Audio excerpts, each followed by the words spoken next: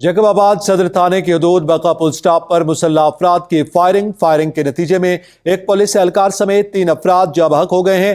Firing का वाकया देरीना दुश्मनी पर तालानी काबिले में पेश आया है। जाँ बहक होने वालों में पुलिस एहलकार गुलाम मुस्तफ़ा तालानी, उनका भाई गुलाम कादिर तालानी और दीगर शामिल हैं। तफसीलात जानते हैं अपने नुमाइंदे शकील अहमद से। जी शकील, बताइएगा फायरिंग का वाकया पेश आया। जी बिल्कुल, जैकबाबाद का थाना सदर की हदूद जो है बका पुल के करीब जो है मुसल्लह अफराद तालानी बिरादरी के 2 ग्रुपों में झगड़ा हुआ। झगड़े के नतीजे में जो है फायरिंग का सिलसिला था। फायरिंग के बाद जो है पुलिस एहलकार समेत जो है 3 अफराद कत्ल हो चुके हैं, जबकि वहां पर राहगीर जो है 2 शख्स और भी जख्मी हुए हैं। जबकि कत्ल होने वाले और जख्मियों को जो है पुलिस की जानिब से जो है तिब्बी इमदाद के लिए जख्मियों को सिविल अस्पताल लाया गया। उसके बाद जो है कत्ल होने वाले और जख्मियों को जो है उर्सा के हवाले किया गया है।